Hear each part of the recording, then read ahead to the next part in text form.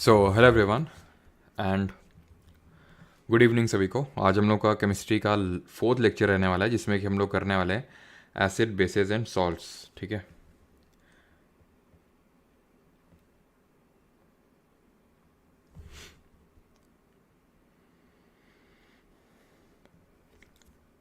हाँ जी, good evening सभी को। सारी चीज़ें प्रॉपर है। So hello everyone. तो आज हम लोग करने वाले एसिड बेस एंड सॉल्ट, यानी कि अम्ल, क्षार और लवण बोलते हैं इसको हिंदी में। ठीक, स्टार्ट करें। गुड इवनिंग सभी को। कुछ सुनाई नहीं दे रहा बेटा, अब है कुछ तो दिक्कत है। हाँ, क्या बात है सर, आज जल्दी आ गए? क्यों नहीं, बिल्कुल पूरा 1 मिनट जल्दी। स्टार्ट किया जाए फिर, बताओ।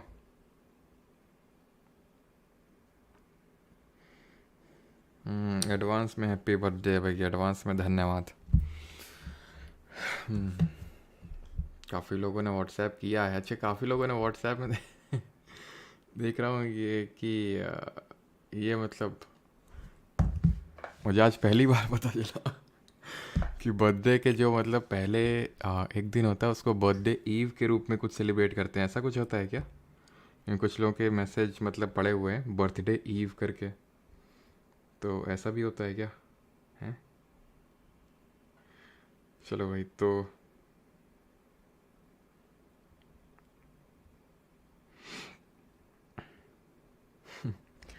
हाँ, अच्छा अच्छा होता है।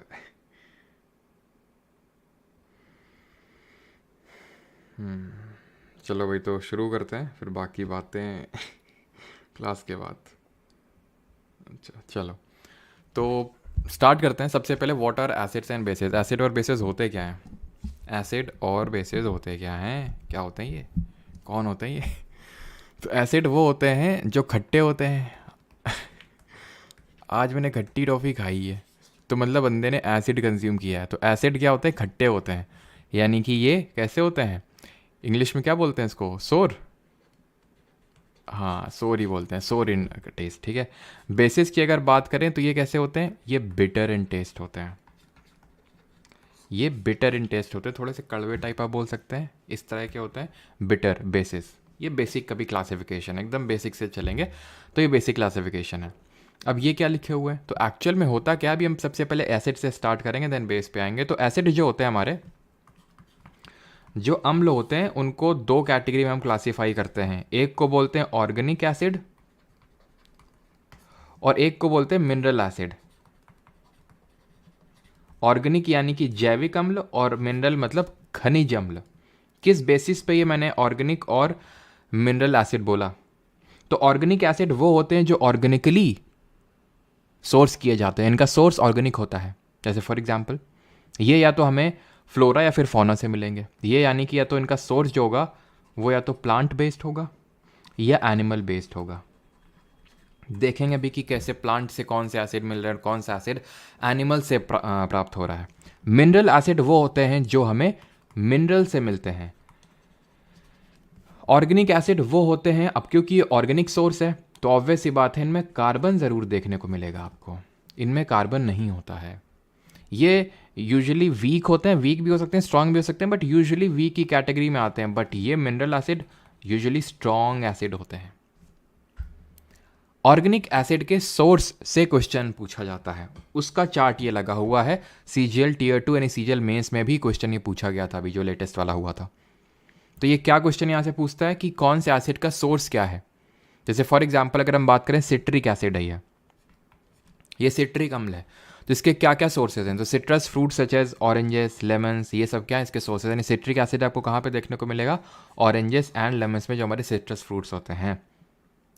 फॉर्मिक एसिड की अगर बात करें, जिसको कि हम मेथेनोइक एसिड के नाम से भी जानते हैं, इसका फॉर्मूला कोई बताएगा? इसको हम मेथेनोइक एसिड के नाम से भी जानते हैं। ये ओइक ओइक क्या होता है, ये हम कार्बन एंड इट्स कंपाउंड वाले चैप्टर में इस चीज़ को पढ़ेंगे। तो फॉर्मिक एसिड। और कल एक चीज़ मैं बता दूं कि कल केमिस्ट्री की क्लास नहीं होगी, बिकॉज कल है फर्स्ट में। ठीक है, तो कल जो है करंट अफेयर्स हम लोग करेंगे। ठीक है, पार्टी नहीं करेंगे, करंट अफेयर करेंगे, करंट अफेयर्स की पार्टी करेंगे, ठीक है। तो आप आई होप ये सोच रहे होंगे है ना कि कल कुछ लगता है अलग तकड़म बकड़म होगा, केक केक कटेगा लगता है, तो वैसा नहीं, मतलब करंट अफेयर्स हम लोग करने वाले हैं, इसलिए कल केमिस्ट्री की क्लास नहीं होगी, देन परसों से देन अगेन रिज्यूम हो जाएगी। तो कल करंट अफेयर्स हम लोग अप्रैल का पूरा करेंगे। तो स्टिंग ऑफ आंट और जो बीज होती है, यानी कि जो चींटी होती है या फिर जो मधुमक्खी वगैरह होती है, देखा होगा आपने, जब काट लेती है तो एकदम डंक हो जाता है ना, डंक अगर वो लग जाता है तो वो क्या हो जाता है, स्टिंग को डंक ही बोलते हैं। तो वो क्या होता है, बहुत ज़्यादा इचीनेस आती है, वो एसिड की वजह से आती है, जिसको बोलते हैं फॉर्मिक या फिर मेथनोइक एसिड। विनेगर और टोमेटो में होता है एसिटिक एसिड। अब टोमेटो में कहीं कहीं पे आप ऑक्जेलिक एसिड भी देखोगे, तो ऐसा नहीं होता है कि एक पर्टिकुलर चीज़ में सिर्फ एक ही एसिड होगा, मल्टीपल एसिड्स होते हैं, लेकिन डोमिनेट कौन सा एसिड करता है ये इंपॉर्टेंट है। भंडारा बताएंगे बेटा तुमको भी कहाँ पे। विनेगर की अगर बात करें तो विनेगर में ऐसा नहीं कि पूरा ही एसिटिक एसिड भरा हुआ है उसमें, नहीं। विनेगर में ध्यान रखिएगा इस चीज़ को, इस पे आई थिंक सीडीएस पे भी क्वेश्चन भी पूछा गया था, जो भी सीडीएस का पेपर हुआ था, 5 to 8% जो होता है वही एसिटिक एसिड होता है। सिर्फ 5 to 8% of vinegar is acetic acid. Malic acid ये एप्पल में देखने को मिलेगा, ग्रेप्स में देखने को मिलेगा। टार्टरिक एसिड टैमरिंड, आपने सुना होगा इमली, है ना, तो इमली में देखने को मिलेगा ये आपको। ग्रेप्स में देखने को मिलेगा, ग्रेप्स में भी आपका टार्टरिक एसिड होता है, जो अनराइप मैंगोज होते हैं उसमें। ऑक्जेलिक एसिड ये देखने को मिलेगा आपको स्पिनच में, ये भी क्वेश्चन, ये जो मैचिंग में करके क्वेश्चन पूछा था सीजीएल टीयर 2 में, तो उसमें स्पिनच भी इंक्लूडेड था। कैबेज में लैक्टिक एसिड, मैंने आपको बताया था लैक्टो वर्ड जहाँ भी दिख जाए दैट मीन मिल्क से एसोसिएटेड है, तो ये आपको कर्ड और मिल्क में देखने को मिलता है। And ascorbic acid, that is हमने देखा था विटामिन सी का केमिकल नेम एस्कॉर्बिक एसिड होता है, वो आपको जैसे आंवला, जिसको कि हम इंडियन गूसबेरी के नाम से भी जानते हैं, उसमें आपको देखने को मिलता है। क्लियर यहाँ तक सभी को? अच्छा, एक क्वेश्चन मैं आपसे पूछता हूँ कि यहाँ पे जगह है नहीं है, जो एप्पल होता है उसमें कौन सा एसिड होता है? ठीक है, एप्पल में कौन सा एसिड होता है और बनाना में कौन सा एसिड होता है? बताओ जल्दी से सर। हाँ हाँ बिल्कुल करवाएंगे तुम्हें, क्यों नहीं, पार्टी भी करवाएं। हाँ चलो बताओ, एप्पल में कौन सा होगा? एम से स्टार्ट होता है। और बनाना में कौन सा होता है? बनाना में वैसे तो बहुत सारे होते हैं, लेकिन इन दोनों में कॉमन कौन सा होता है? Malic acid. ठीक है, दोनों में कौन सा एसिड होगा? मैलिक एसिड होगा, बनाना में भी और एप्पल में भी। तो ये चीज़ आपको ध्यान रखनी है। और एक और पूछा गया था, दैट इज़ रैंसिड बटर में कौन सा होता है? रैंसिड मतलब सड़ गया हुआ जो बटर है, मक्खन है, उसमें कौन सा एसिड होता है? तो बी से बटर, बी से ब्यूटायरिक एसिड। ठीक है, ब्यूटायरिक एसिड होगा। आगे बढ़ते हैं, इंडिकेटर्स पे आते हैं। इंडिकेटर्स का मतलब क्या होता है कि जिससे हमें पता चल जाए कि ये एसिड है या फिर बेस है, तो उनको बोलते हैं इंडिकेटर्स। और सबसे जो इंपॉर्टेंट इंडिकेटर इसमें हम यूज करते हैं, that is none other than litmus paper. I hope आप में से काफ़ी लोगों ने इसका नाम सुना होगा। अब इससे क्या क्या क्वेश्चंस बन सकते हैं? जो लिटमस पेपर होता है, पहला क्वेश्चन तो ये बनेगा आपसे कि इसका नेचुरल कलर क्या होता है, ये किस पर्टिकुलर चीज़ से मिलके बना हुआ है, लिटमस पेपर किससे बना हुआ है। तो लिटमस पेपर जो है ये लाइकेन का बना हुआ है, लाइकेन, लिचेन, जो भी आप प्रोनाउंस करो।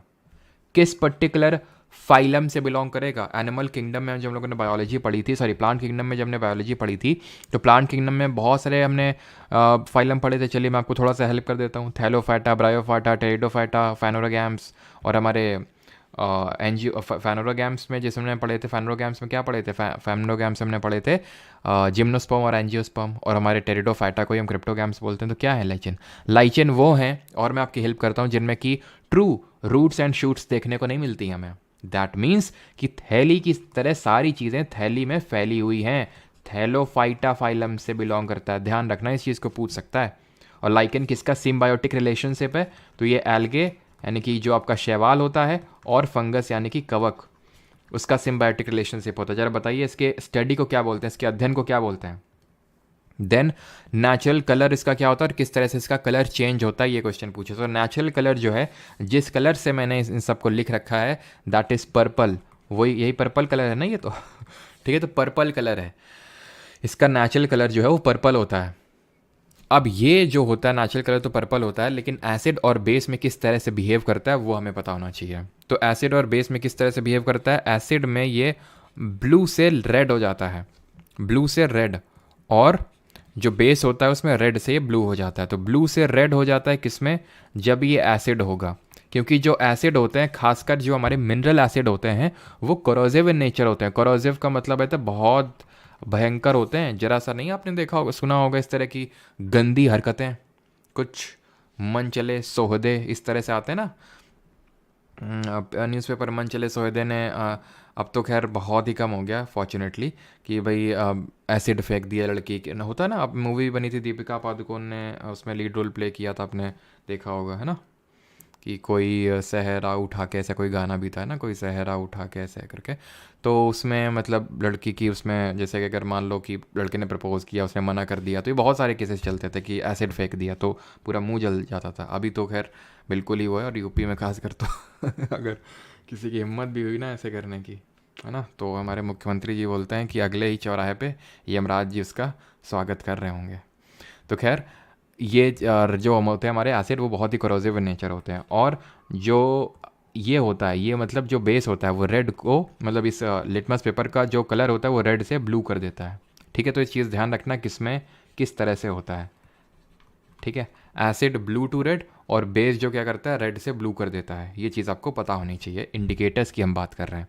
और लिटमस पेपर एक नेचुरल इंडिकेटर होता है। ये जो लाइकेन होता है ना, लाइकेन, लाइकेन इज़ खैर लिटमस पेपर तो हम जैसे बनाते हैं, ठीक है, लाइकेन से। लाइकेन एक नेचुरल इंडिकेटर होता है। ग्लोबल वार्मिंग जब होती है ना, तो ये लाइकेन डिनोट हमें बता देता है कि भाई अच्छा जैसे ही इस ग्लोबल वार्मिंग होगी तो इसका कलर चेंज होने लगेगा। और आपको बताइए, अगर मैं वैसे तो मैं बार बार इस चीज़ को बताता रहता हूँ कि इंडिया का पहला लाइकेन पार्क कहाँ पे बनाया गया। ये क्या है, ऑल फैक्ट्री इंडिकेटर्स। तो ये वो इंडिकेटर हैं जो अपनी गंध से, अभी इस इंडिकेटर का मतलब सूचक, तो ये गंधक सूचक हैं भाई। गंध से ही पता चल जाता है कि ये मतलब एसिड और बेस में अलग अलग तरह से बिहेव करते हैं। जैसे ये अनियन है, प्याज है, एसिड में इसकी स्मेल रहती है, बेस में ख़त्म हो जाती है, तो पता चल जाता है कि भाई एसिड है कि बेस है। ऐसे वनीला एक्सट्रैक्ट में भी अलग अलग, अब ये आपको रटने की ज़रूरत नहीं कि एसिड में क्या स्मेल रहती है, बेस में क्या स्मेल रहती है, कैसे क्या, ये आपको रटने की ज़रूरत नहीं है। बस इतना आपको ध्यान में रखना है कि भाई ये ऑलफैक्टरी इंडिकेटर्स होते हैं। और ऑलफैक्टरी इंडिकेटर्स क्या होते हैं, जो गंध से बता देते हैं कि एसिड है कि बेस है, बस। और भी हमारे होते हैं इंडिकेटर, जैसे कि जो हमारी कैबेज लीव, जैसे कि for example turmeric stain, turmeric, turmeric जो होती है विको टर्मरिक आयुर्वेदिक क्रीम तो टर्मरिक की अगर बात करें तो आपने इसको एक्सपीरियंस किया होगा जब आपने कपड़े धोए होंगे। आप में से कितने लोग हैं जिन्होंने कपड़े धोए हैं, और कितने हैं यहाँ पे जिसने कपड़े कभी नहीं धोए हैं? कोई है ऐसा यहाँ पे, बताओ जल्दी से। तो यहाँ पे क्या होता है कपड़ों में, जैसे मान लो येलो स्टेन लग गया सब्जी का, ना हो तो आज ऐसा करके देखना, सब्जी जब खाना तो डाल लेना सब्जी कपड़ों में, ठीक है, खासकर अगर वाइट क्लॉथ हो तो। और फिर जब आप उसको धुलने जाओगे ना कपड़े को, तो यहाँ पे जब आप मारोगे साबुन, साबुन मतलब सोप, तो सोप क्योंकि एक तरह से उसका नेचर बेसिक होता है, तो ये जो है आपने ऑब्जर्व किया होगा रेडिश ब्राउन कलर का हो जाता है, फिर डार्क रेड या फिर रेडिश ब्राउन कलर का हो जाता है कि नहीं। और जैसे ही तुम पानी डालोगे फिर से येलो कलर रिटेन कर लेगा, तो एक तरह से अपना कलर चेंज कर रहा है ड्यू टू बेस, है ना। तो ये टर्मरिक होता है। इसी तरह जो हमारी कैबेज लीव्स होती हैं, बस ये ध्यान रखो भाई कि कौन कौन सी एक तरह से इंडिकेटर के तौर पे सर्व कर सकती हैं। कैबेज लीव्स हो गई, यहाँ तक कि बहुत सारे प्लांट्स की पेटल्स होती हैं। पेटल मतलब जो पत्ती नहीं होती हैं, पत्ती, फूल की पत्ती, तो वो भी सर्व करती हैं, जैसे कि हाइड्रांजिया, ठीक है, हाइड्रांजिया की पेटल्स हो गई, पेट्यूनिया की पेटल्स हो गई, पेट्यूनिया की, जेरेनियम की पेटल्स हो गई। तो ये सब प्लांट्स की जो पेटल्स हैं, जो फूल की पत्ती हैं, वो भी एज अ इंडिकेटर एक्ट करती हैं।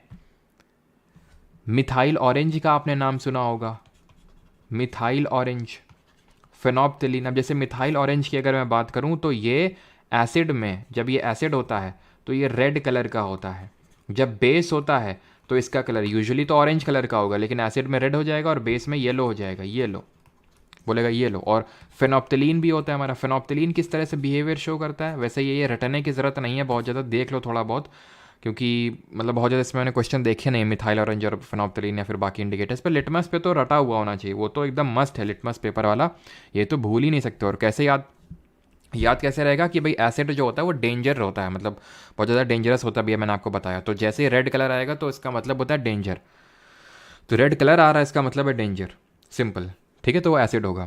फेनोप्थिलीन की अगर बात करें तो फेनोप्थिलीन क्या होता है, फेनोप्थिलीन एसिड में कलरलेस हो जाता है, कलर खो देता है, और बेस में गुलाबी आँखें, ठीक है, यानी pink. How do acid and base react with metal, ये मेटल से कैसे रिएक्ट करते हैं भाई, मैश, खत्म। Metal plus acid give salt plus hydrogen, खत्म, पढ़ चुके हैं पहले ही। ये चाहे एसिड हो चाहे बेस हो, सब हाइड्रोजन गैस देते हैं। बेसेस भी रिएक्ट करके हाइड्रोजन गैस ही इवॉल्व करेंगे, यानी सिंपल आपको क्या कर लेना है, they evolve hydrogen gas, they evolve the hydrogen gas. आगे, how do metal carbonate and metal hydrogen carbonate react with acid, metal carbonate और मेटल हाइड्रोजन कार्बोनेट कैसे रिएक्ट करते हैं, तो इनकी रिएक्शन भी सिंपल इस तरह से आपको ये याद रखनी कि जब भी कोई हम मेटल कार्बोनेट या फिर मेटल हाइड्रोजन कार्बोनेट की रिएक्शन किसी भी एसिड से करवाएंगे तो पता है क्या मिलेगा, एक तो सॉल्ट यानी लवण मिलेगा, ठीक है, और water that is H2O, and most importantly CO2 gas निकलेगी।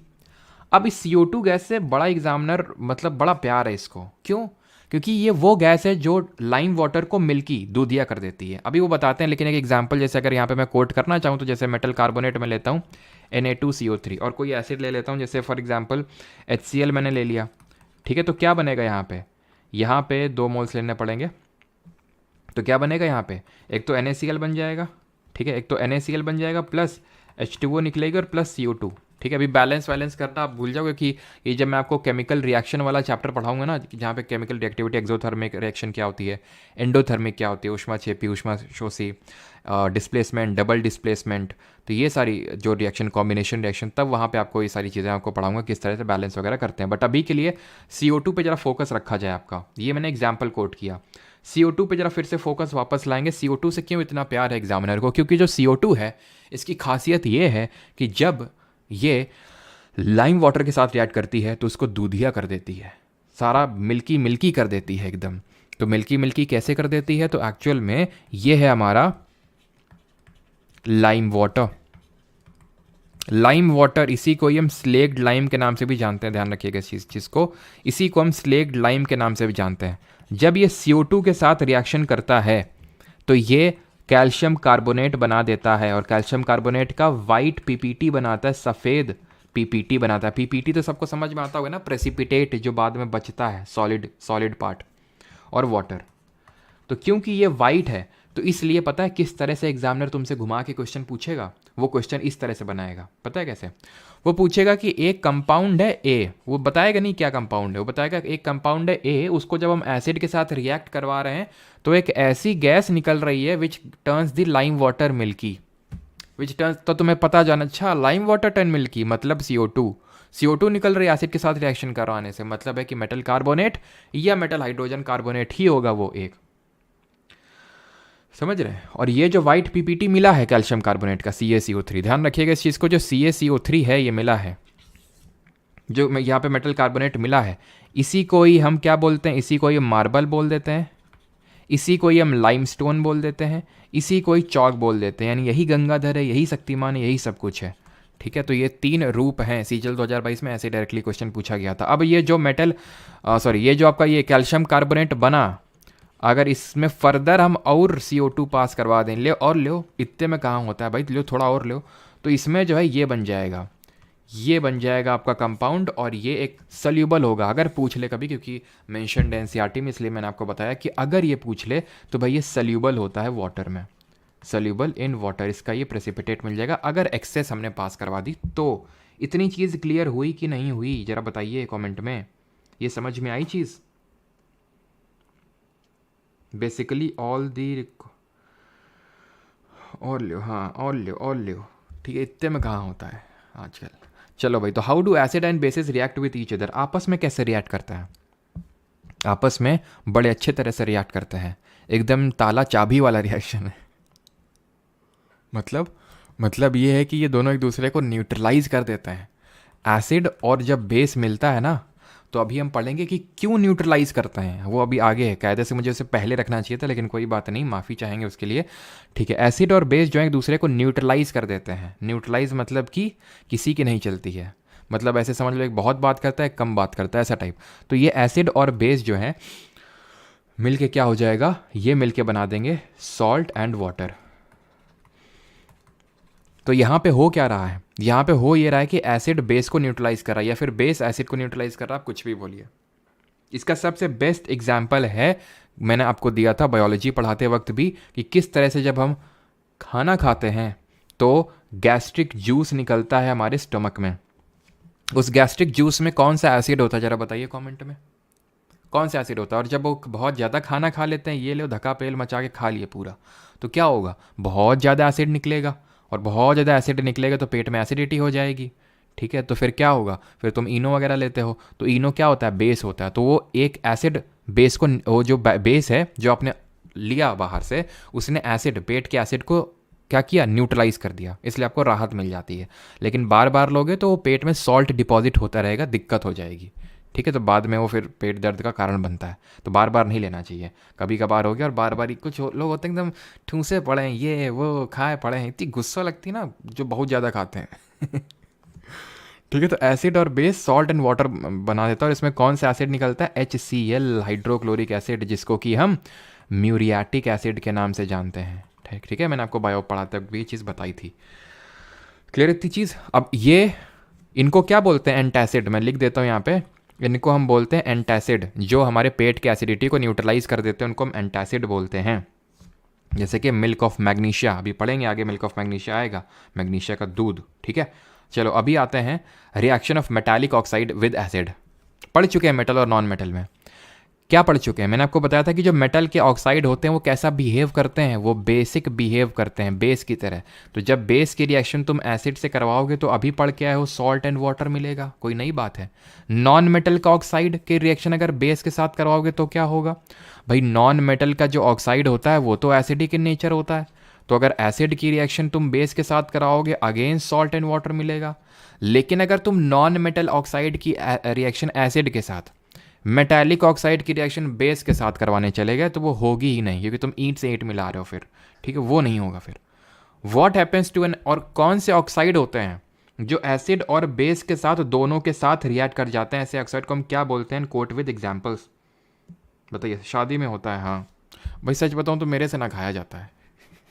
शादी वादी बाहर तो बिल्कुल भी मतलब नहीं खाया जाता, पता नहीं लोग कैसे खा लेते हैं, सबका अलग अलग होता है। ठीक है, लेकिन मेरे से बाहर तो और नहीं खाया जाता। What happens to an acid और base in a water solution, पानी के घोल में अम्ल या क्षार का क्या होता है, क्या होता है एसिड बेस का वाटर सोल्यूशन में। तो जब हम एसिड या बेस को वाटर में डिजोल्व करते हैं तो वाटर बोलता है आओ बेटा आओ, कहाँ घूम रहे थे इतनी देर से, आओ इधर आओ, तुमको तोड़ दें पकड़ के, तोड़ देता पकड़ के एसिड को, बेस को भी। जैसे मान लो एसिड हमने लिया HCl, ठीक है, इसको तोड़ देगा। हमारे एक फिजिक्स के टीचर हुआ करते थे, हर बात में बोलते थे हड्डियाँ तोड़ देंगे, हड्डियाँ तोड़ देंगे, हर बात में बोलते थे। तो वैसे वाटर तोड़ देता है एसिड बेस को, H+ और Cl नेगेटिव में। क्यों, क्योंकि जो वाटर होता है वो पोलर मॉलिक्यूल होता है, इसमें एक एंड पॉजिटिव एक एंड नेगेटिव बिहेव करता है, तोड़ देता है। इसको नेगेटिव पॉजिटिव वाले को अट्रैक्ट करेगा, पॉजिटिव नेगेटिव वाले को अट्रैक्ट करेगा और तोड़ देगा। बेस में जैसे फॉर एग्जाम्पल मैं ले लूँ सोडियम हाइड्रोक्साइड NaOH, ये एक बेस का एग्जाम्पल है। तो ये किस में तोड़ेगा, Na पॉजिटिव और OH नेगेटिव में। बिल्कुल सभी का सही है, जो मैंने पीछे पूछा था वो एम्फोट्रिक ऑक्साइड कहलाते हैं। एम्फोट्रिक ऑक्साइड जैसे एल्यूमिनियम ऑक्साइड हो गया, जिंक ऑक्साइड हो गया, इसके एग्जाम्पल्स हो जाएंगे। ठीक, सर को शर्म आ जाती है, हाँ शर्म आ जाती है, कोई खा रहे हैं और कोई देखने लगे एकदम टुकुर टुकुर, तो निवाला अंदर नहीं आता है। ठीक है, तो ये जो होते हैं ये तोड़ देता है पोलर मॉलिक्यूल। अब तोड़ तो देता है, ठीक है, तोड़ तोड़ तोड़ हो गया बहुत तोड़ा फोड़ी, लेकिन हो क्या रहा है, एसिड जब टूट रहा है तो H+ आयन मिल रहा है, जो कि अपने एक्वस स्टेट में, क्योंकि भैया पानी में है, और ये OH नेगेटिव आयन है। तो बस घुमा फिरा के 100 बातों की एक बात ये याद करना, जब एसिड को पानी में घोलते हैं तो H+ आयन मिलता है एक्वस फॉर्म में, या तो H+ एक्वस लिखो या फिर H3O+ जिसको हाइड्रोनियम आयन बोलते हैं, ये लिख दो। ठीक है, अब जितने ज़्यादा तुम्हें H+ या फिर H3O+ हाइड्रोनियम आयन मिलेंगे उतना ही स्ट्रॉन्ग एसिड होगा। स्ट्रॉन्ग एसिड की खासियत ही यही होती है कि उसमें बहुत ज़्यादा हाइड्रोनियम आयन या फिर H+ एक्वस आयंस मिलेंगे। जितने ज़्यादा हाइड्रोनियम आयन उतना ही स्ट्रॉन्ग एसिड होगा वो। और बेस की बात करें, बेस में बेस की पहचान है हाइड्रोक्साइड आयन। तो जितने ज़्यादा ऑक्साइड आयन मिलेंगे उतना ही स्ट्रॉन्ग बेस होगा, उतना ही स्ट्रॉन्ग क्षार होगा, वो बेस होगा। इतनी चीज़ क्लियर है। कि भाई जो कंसंट्रेशन, मतलब अगर तुम मुझे ये बताओ कि अगर मैं तुमसे पूछूं कि अगर ये एसिड, कोई एसिड स्ट्रांग है तो वो कंसंट्रेटेड है कि डाइल्यूट है, बताओ। कोई एसिड अगर मैं पूछूं कि वो अगर मान लो कि बहुत ज़्यादा स्ट्रांग है तो वो कंसंट्रेटेड है कि डाइल्यूट है। तो ध्यान रखना, जितना ज़्यादा स्ट्रांग एसिड मतलब कि वो उतना ही कंसंट्रेटेड है। कंसंट्रेटेड है का मतलब है कि उसमें वाटर की मात्रा कम है, पानी कम है, उसमें पानी कम है, एसिड ज़्यादा है। पानी कम है और क्या ज़्यादा है, एसिड ज़्यादा है। ये चीज़ ध्यान होना चाहिए। सिमिलरली बेस में भी, अगर स्ट्रॉन्ग बेस है दैट मीन कि कंसंट्रेटेड बेस है, उसमें पानी कम है, बेस की मात्रा ज़्यादा है। अब होता क्या है, यहाँ पे रुक जाओ, एक स्लाइड क्रिएट करनी पड़ेंगी क्योंकि आपको एक अभी मिक्स पढ़ाना है तुम लोगों ने। अच्छा, केमिस्ट्री लैब कितने लोगों ने सीरियसली अटेंड करी थी, बताना ज़रा। सीरियसली कि मैं बात कर रहा हूँ, ये नहीं कि हम मेरी तरह की गए वहाँ पे बस खड़े हैं बुल्ला बकैती कर रहे हैं। हम तो बस कोना पकड़ते थे कोना पकड़ के बतियाने में लगी हुई, बतियाने में घंटा बजा, बस सीधे कॉपी लेके चल दिए सभी करते थे भाई। अब तुम लोग हो सकता है काफ़ी तेज हो तो वहाँ पे अब कौन रिएक्शन करेगा, थोड़ा इधर का उधर हो जाए तो उठा के पीट दिए जाए, कूट अलग से देगा टीचर, काहे को रिस्क लेना और रिस्क ना सिर्फ टीचर से थी बल्कि एक चीज़ और से थी। किस चीज़ से थी, तो चीज़ वो पता नहीं थी, जब बाद में पढ़ा तब पता चला। इसको बोलते हैं dilution, dilution of acid. Dilution of acid का मतलब है कि भाई अगर मुझे एसिड को डाइल्यूट करना है, मतलब कि उसके कंसेंट्रेशन को कम करना है, थोड़ा कम एसिडिक बनाना है, तो क्या कैसे करेंगे। दो ऑप्शन देता हूँ तुम्हें, बताना तुम क्या करोगे। तुम क्या करोगे ये बताना मुझे, ठीक है। ये है एसिड, ठीक है, ये ऑप्शन ए है, ये ऑप्शन बी है, दो ही ऑप्शन है बस। ये है एसिड और ये है वाटर, ठीक है। ये क्या है, वाटर है। ये वाटर डाल रहा हूँ मैं एसिड में, ठीक है। दूसरा है, ये है वाटर, ठीक है, और ये है एसिड। ये एसिड डाल रहा हूँ वाटर में, किसको चुनोगे तुम, कौन से ऑप्शन को चुनोगे बताओ, ए या बी में कोई। अब तीसरे तरह के भी होंगे मुझे पता है कि सर बात तो एक ही है बेटा, यहीं से चप्पल फेंक के आ रही है, बात एक नहीं है, ठीक है। एक चुनो जल्दी से, जल्दी से एक पी लेंगे। हाँ पार तिवारी, ये वो हैं जो मतलब सस्ते नशे करते हैं, ये उनमें से हैं ये। बताओ जल्दी, ए को चुनोगे या फिर बी को चुनोगे।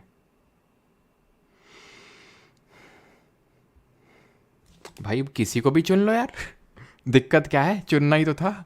तो ये बी क्या कर रहे हो भाई, ए को भी चुन लो। लेकिन हाँ बस इतना होगा कि जब ए वाला ऑप्शन चुनोगे ना तो जो है फट जाएगा ये, है ना, फट जाएगा ये क्या, बीकर। क्योंकि इसमें जब वाटर ऐड करोगे और ये बहुत कंसनट्रेटेड एसिड है तो लोकलाइज्ड हीटिंग हो जाएगी इसमें।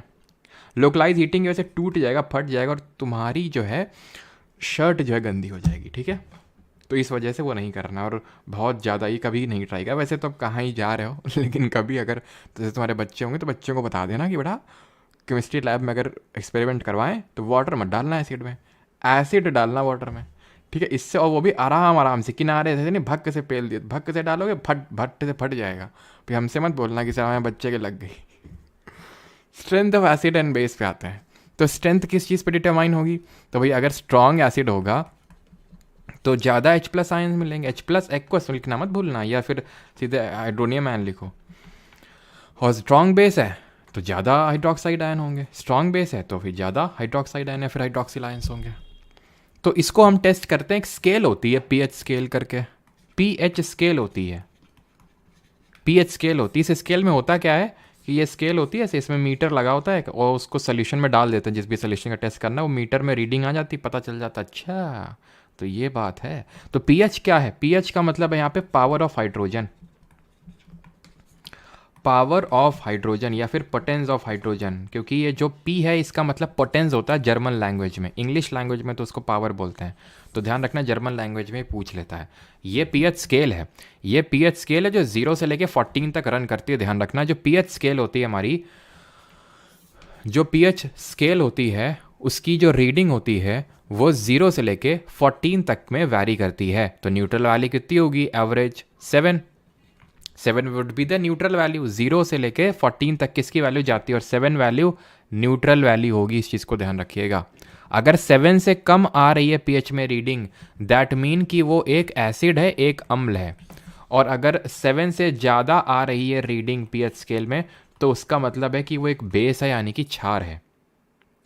अब कितनी कम आ रही है वो डिटरमाइन करेगा कि कितना स्ट्रॉन्ग एसिड है, कितना ज़्यादा रीडिंग आ रही है वो डिटरमाइन करेगा कितना स्ट्रॉन्ग बेस है। अगर मुझे बताओ, अब यहाँ पे हम पीएच स्केल देखते हैं, तो पीएच स्केल 7 पे खड़े हुए हैं, वाटर है 7, यानी न्यूट्रल है भैया, ना तो एसिडिक है ना तो बेसिक डिस्टिल्ड वाटर जो होता है। अब अगर तुम पीछे जाओ, 6 है, ये 5 है, 4 है, 3 है, 2 है, 1 है और 0 है, तो जितना पीछे जाओगे उतना ही स्ट्रॉन्ग आपको एसिडिक नेचर देखने को मिलेगा। दूध का बहुत खट्टा होता है क्या? नहीं, स्लाइटली खट्टा होता है। टमाटर उससे ज़्यादा खट्टा।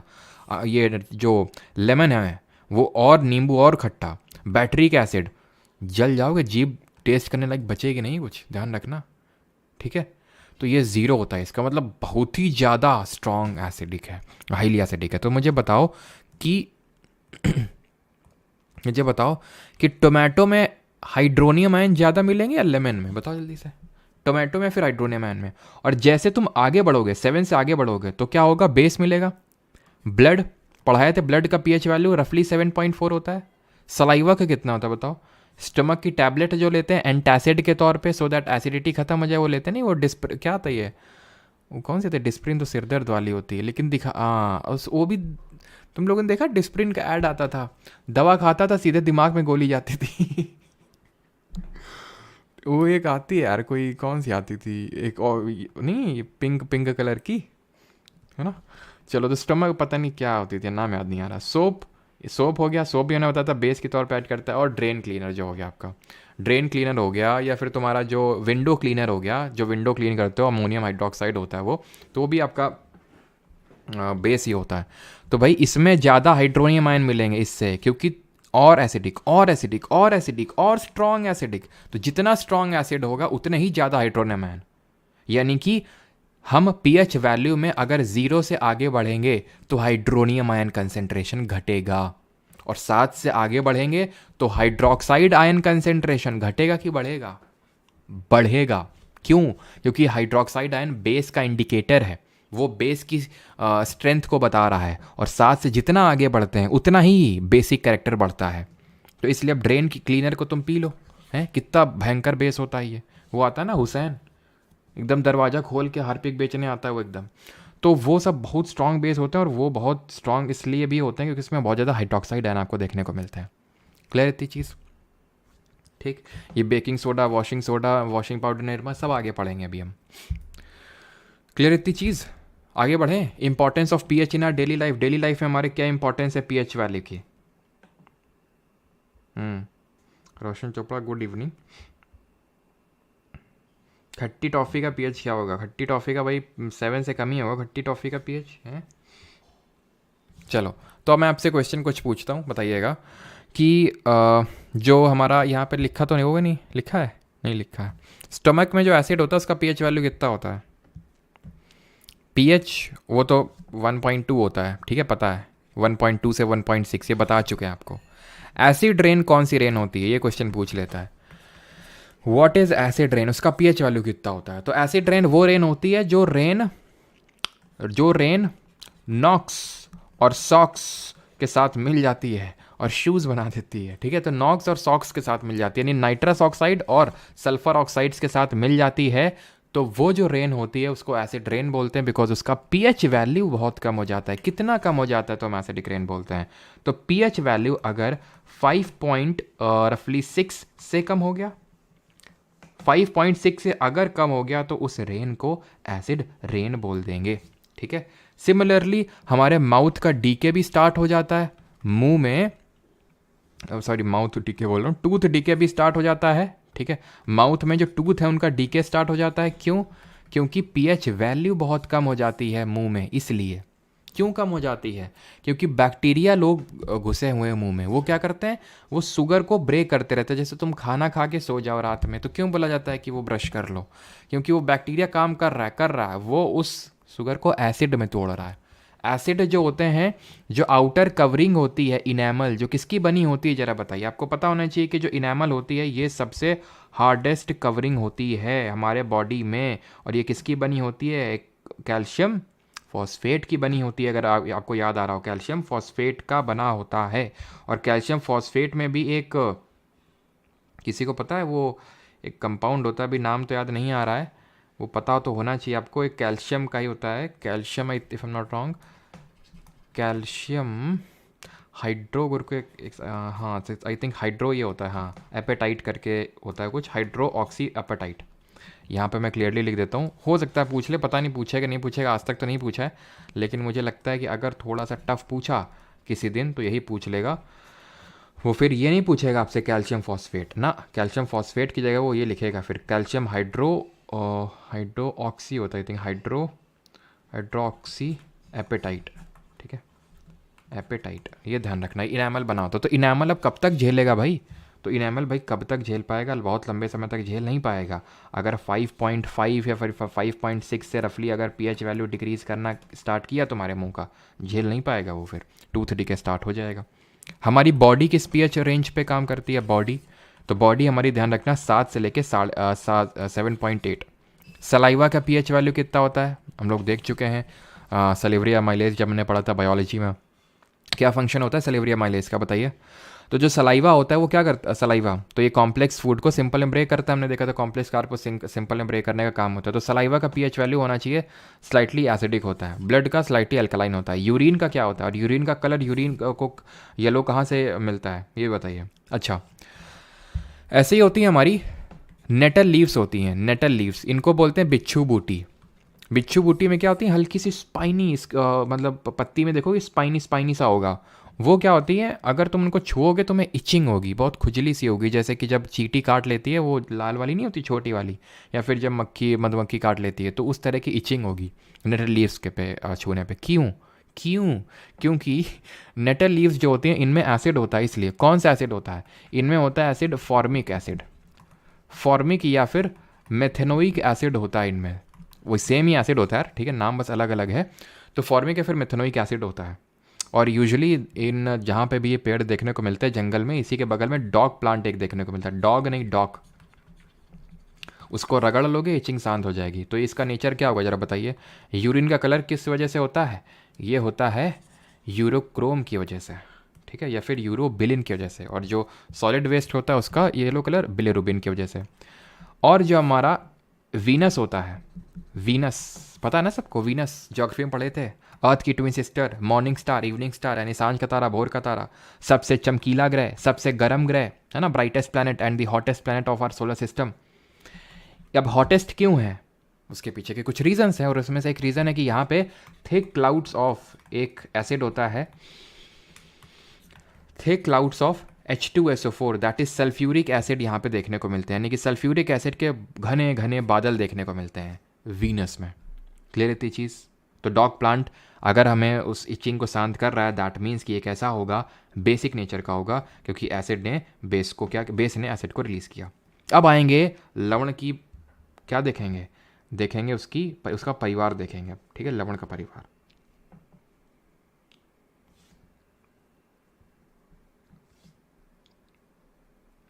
हाँ सही है सभी का। तो सॉल्ट्स की फैमिली देखने वाले हैं अभी हम। पीएच ऑफ सॉल्ट सबसे पहले पढ़ेंगे। सॉल्ट होते हैं क्या? अभी हमने देखा जो एसिड और बेस को मिला दो तो सॉल्ट एंड वाटर बनता है। तो पीएच, सॉल्ट की पीएच वैल्यू देखेंगे, पावर ऑफ हाइड्रोजन। लेकिन थोड़ा सा पानी ग्रहण कर लें।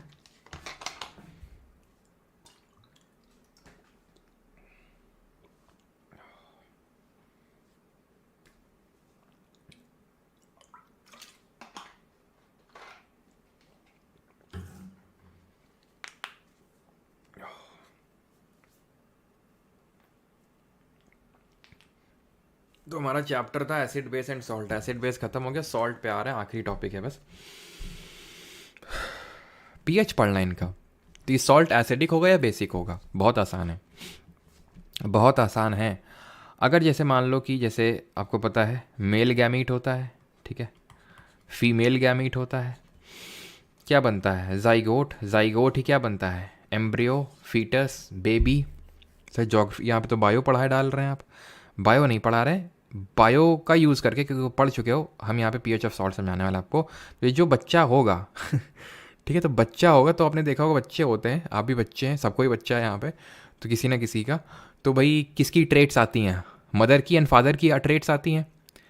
तो यूजुअली देखने को मिलता है ये मम्मी पे गया है, ये पापा पे गया है, होता है कि नहीं, ये मम्मी पे गया है, पापा पे गया है। तो हाँ देखो, कुछ ना कुछ चीज़ें तो मम्मी की भी होंगी और पापा की भी होंगी, कुछ ना कुछ चीज़ें, लेकिन डोमिनेट किसकी कर रही हैं, डोमिनेट किसकी कर रही हैं, वो डिटरमाइन करेगा कि किसने डोमिनेट किया। ऐसे ही पीएच ऑफ सॉल्ट में भाई, सॉल्ट के लिए एसिड और बेस तो चाहिए ही चाहिए, तभी सॉल्ट बनेगा। लेकिन अब सॉल्ट एसिडिक होगा या फिर बेसिक होगा, ये डिपेंड करेगा कि कौन डोमिनेटिंग था। अगर एसिड स्ट्रांग था तो ये सॉल्ट एसिडिक होगा, यानी पीएच वैल्यू उसका 7 से कम होगा। और अगर बेस स्ट्रांग था, वीक एसिड था, यानी वो सॉल्ट, देखो सर, अगर ये 3 पॉसिबिलिटीज़ हैं, strong acid, strong base, neutral salt, neutralise कर देंगे दोनों एक दूसरे को। Strong acid, weak base, simple. कौन डोमिनेटिंग है, एसिड, तो एसिडिक सॉल्ट। ठीक, वीक एसिड और स्ट्रांग बेस, क्या बनेगा, बेसिक सॉल्ट। और दोनों ही वीक होंगे तो फिर बनेगा ही नहीं सॉल्ट। ठीक है, तो ये इस तरह से पीएच ऑफ सॉल्ट वर्क करता है। क्लियर हो गया, अभी समझ आ गई चीज़ें कि पीएच क्या वैल्यू क्या होगा।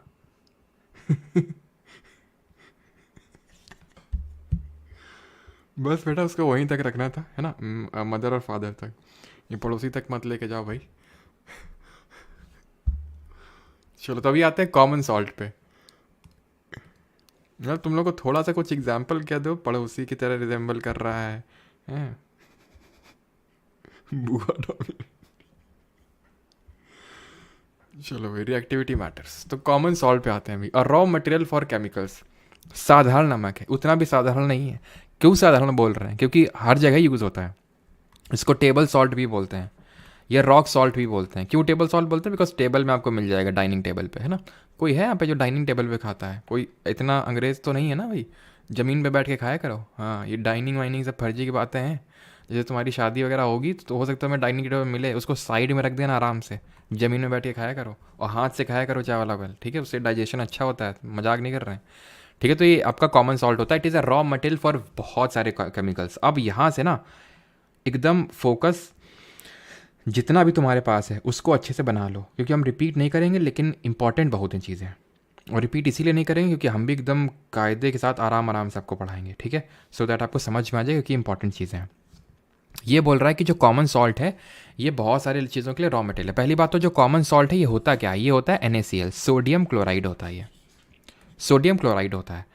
अब ये जो सोडियम क्लोराइड होता है ये हमें बहुत डिफरेंट जगहों से मिलता है। जैसे फॉर एग्जांपल सी वाटर में जो होता है, समुद्र का पानी, उसमें सबसे ज़्यादा सोडियम क्लोराइड ही होता है। दूसरे नंबर पे आता है मैग्नीशियम क्लोराइड। इसी का ही यूज़ गांधी जी ने अपने एक बार CDS में क्वेश्चन पूछ लिया था कि गांधी जी ने इनमें से किस कंपाउंड का यूज़ किया था दांडी मार्च में, सॉल्ट सत्याग्रह में। तो नमक है ना, सॉल्ट सत्याग्रह, तो ये NaCl का यूज़ किया था, जिन्होंने जिस कब स्टार्ट हुआ था, इसी के साथ उन्होंने सविनय अवज्ञा आंदोलन स्टार्ट किया था, सिविल डिसोबीडियंस मूवमेंट, जहाँ पे उन्होंने सॉल्ट लॉ को वॉयलेट किया था, जहाँ पे ब्रिटिश गवर्नमेंट ने ये लॉ बना रखा था कि आप खुद पर्सनल यूज़ के लिए नहीं बना सकते हो सॉल्ट, लेकिन उन्होंने उसको वॉयलेट किया था। तो वो 12 मार्च को हमारा स्टार्ट हुआ था, ठीक है, 6 अप्रैल तक चला था, जहाँ पे गांधी जी ने कितने लोगों के साथ मार्च निकाला था, 78। बस एक आखिरी क्वेश्चन, NWFP से किसने लीड किया था इस मूवमेंट को। तो अब ये NaCl बहुत सारे को लिए क्या है, रॉ मटेरियल है, ठीक है। जैसे कि सोडियम हाइड्रोक्साइड की अब हम रिएक्शन पढ़ेंगे, ठीक है, सोडियम हाइड्रोक्साइड इससे बनाएंगे। सोडियम हाइड्रोक्साइड के लिए क्या है ये एक रॉ मटेरियल है। करते क्या है, NaCl को हम एक्वस फॉर्म में ले लेते हैं, इसको बोलते हैं ब्राइन। ब्राइन क्या चीज़ होती है, sodium chloride in the aqueous form. इसका करवा देते हैं इलेक्ट्रोलिसिस। इलेक्ट्रोलिसिस क्या होता है, जहाँ पे एक इलेक्ट्रोलाइट लेते हैं, एक एनोड बनाते हैं, एक कैथोड बनाते हैं। एनोड होता है आपका नेगेटिव प्लेट और कैथोड होती है आपकी पॉजिटिव प्लेट। यहाँ पे होता है एनोड में ये एनोड, ये कैथोड, ठीक है, ये नेगेटिव प्लेट होती है, पॉजिटिव प्लेट होती है, यहाँ पे ऑक्सीडेशन होता है और यहाँ पे रिडक्शन होता है। ये चीज़ ध्यान रखनी है आपने। तो ये NaCl और NaCl एक्वस फॉर्म में लेंगे, ब्राइन बोलते हैं, इलेक्ट्रोलिसिस करवाएंगे तो क्या होगा, इसमें ये होगा कि सोडियम हाइड्रोक्साइड बनेगा, क्लोरीन बनेगी और हाइड्रोजन बनेगी। दो तरह के सवाल बनेंगे, कौन कहाँ पे बनेगा, पहला तो ये, तो हाइड्रोजन निकलेगी कहाँ पे, कैथोड में, क्लोरीन कहाँ निकलेगी, एनोड में, सोडियम हाइड्रोक्साइड कैथोड के पास में बनेगा, ये कैथोड के पास, कैथोड के नियर, कैथोड में नहीं। क्लियर इतनी चीज। अब इस रिएक्शन को हम बोलते हैं क्लोर एल्कली प्रोसेस बोलते हैं। क्या बोलते हैं, क्लोर एल्कली प्रोसेस, क्लोर एल्कली प्रोसेस बोलते हैं। अब ये क्लोर एल्कली ही क्यों बोलते हैं, क्योंकि यहां पे आपको देखने को मिलेगा क्लोरीन और ये एल्कली। सर ये एल्कली क्या होता है, एल्कली वो बेस होते हैं, वो क्षार होते हैं जो पानी में घुल जाते हैं, वो बेस जो वाटर में डिसॉल्व हो जाते हैं, जो वाटर में डिसॉल्व हो जाते हैं, घुल जाते हैं, उनको हम बोलते हैं एल्कली। जरा कमेंट में आप ये बताइए, मुझे कमेंट में ये बताइए कि ये जो मैं स्टेटमेंट लिख रहा हूं, इज इट ट्रू और false. All alkali are bases, all alkali are bases, is this statement true or not, all alkali are bases but vice versa is not true। vice versa is not true का मतलब है कि all bases are not alkalis but vice versa is not true। is this statement true or false, बताइए। तो इतनी चीज समझ में आई कि मैंने पकड़ा नमक को, अब इस नमक से मैं बहुत नमकीन बनाने वाला हूँ, अलग अलग तरह के नमकीन बनाने वाला। पहली नमकीन बनी है सोडियम हाइड्रोक्साइड, जहाँ पे इस NaCl को मैंने एक्वस फॉर्म में लिया, इसके थोड़े से हाइड्रेटेड फॉर्म में लिया, जिसको ब्राइन बोलते हैं। इसका करवा दिया इलेक्ट्रोलिसिस, जहाँ पे इलेक्ट्रोलाइट लेते हैं, एनोड बनाते हैं, कैथोड बनाते हैं, और यहाँ पे बनेगा सोडियम हाइड्रोक्साइड जो कि एक एल्कली है, क्लोरीन बनेगी, इसीलिए इसको क्लोर एल्कली प्रोसेस बोलते हैं। एकदम रट डालो इसको, बहुत इंपॉर्टेंट, सुपर डुपर इंपॉर्टेंट।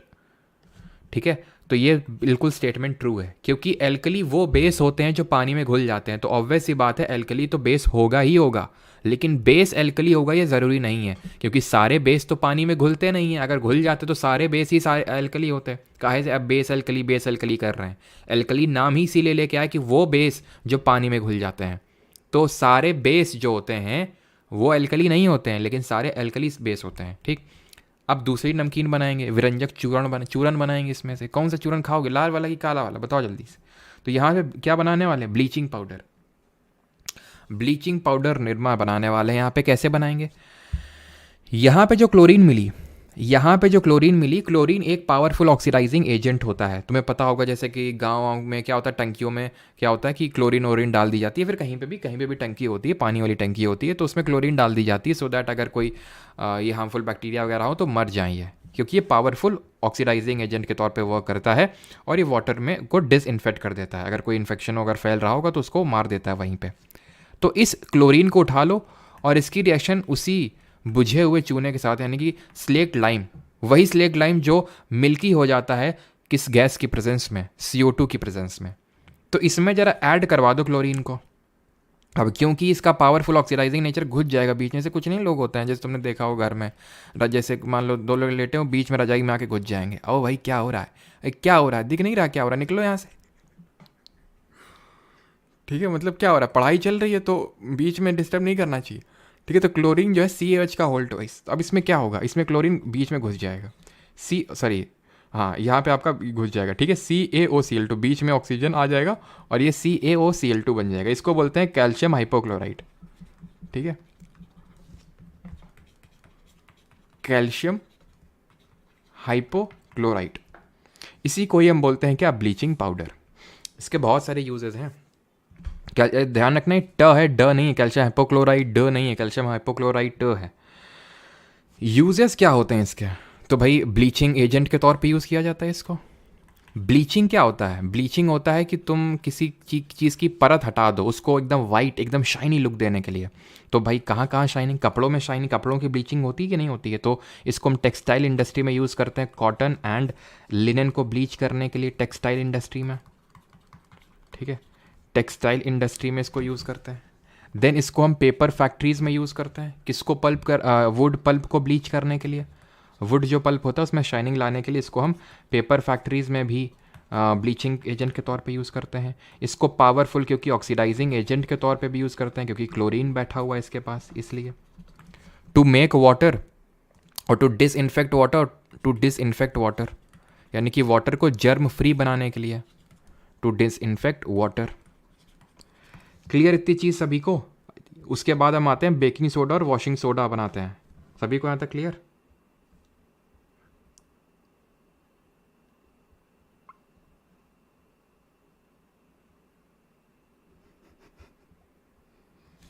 मतलब तुम लोग कोई चीज़ को सीरियसली क्या नहीं लेते भाई? मतलब क्या पढ़ाई नहीं हो सकती है?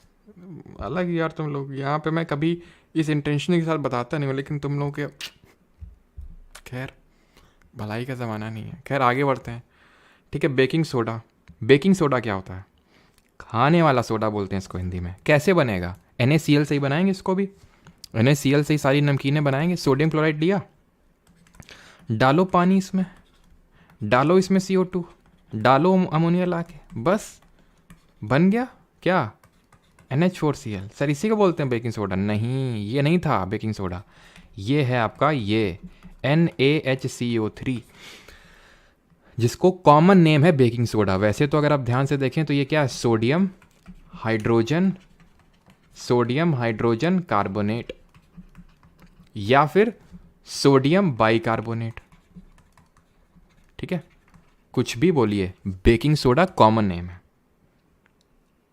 अब ये जो NaHCO3, इसके बहुत सारे यूजेस हैं। ये रिएक्शन थोड़ा सा दिमाग में रख लो कि क्या है, लेकिन रटने की बहुत ज़्यादा ज़रूरत नहीं है, थोड़ा सा देख लो। और NH4Cl अमोनियम क्लोराइड, ये कैसा होता है? ये एक सबलाइम कंपाउंड होता है, मैंने आपको बताया था, मतलब कि डायरेक्टली सॉलिड से गैस में कन्वर्ट हो जाता है। तो जहाँ पे भी ये होगा वहाँ पे हम सब्लिमेशन प्रोसेस का यूज़ कर लेंगे सेपरेशन टेक्निक के तौर पे, अगर आपको याद हो।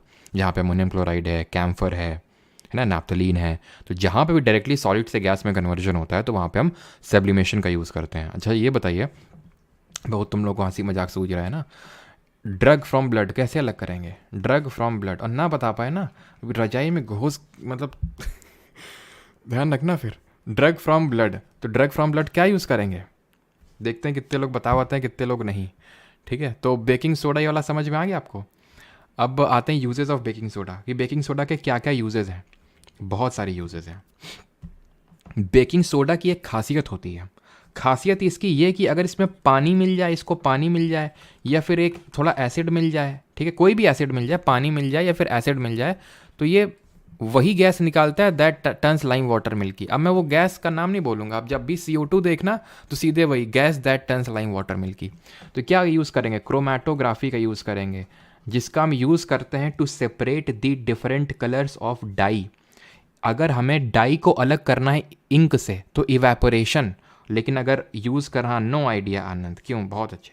ठीक है, तो इंक से अगर डाई को अलग करना है तो इवेपोरेशन, डाई में डिफरेंट कलर्स को अलग करना है तो क्रोमैटोग्राफी। क्रोमा का मतलब कलर्स होता है। ठीक, इसकी खासियत क्या होती है बेकिंग सोडा की? इसमें पानी डाल दो फिर थोड़ा सा एसिड वगैरह इसको मिल जाए तो ये वही गैस निकाल देता है दैट टर्न्स लाइम वाटर मिलकर CO2 जो है बबल बड़ा बनाती है, बड़ा अच्छा बबल बनाती है। जो हम कोक वगैरह पीते हैं उसमें देखा होगा ना तुमने, CO2 झाग, वो झाग वाग जो सब होता है वो CO2 कार्बोनिक एसिड होता है। किसमें?